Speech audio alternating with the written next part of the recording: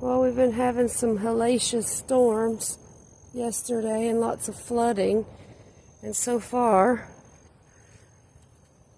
unfortunately, this is the only thing I've found. It looks like completely snapped, but thankfully I have some coming out, and I'm really sad about this, but at least it's not my food plants. So I will update you on anything else I find. I mean, look at that clean snap. Well, we've been having some hellacious storms yesterday and lots of flooding. And so far,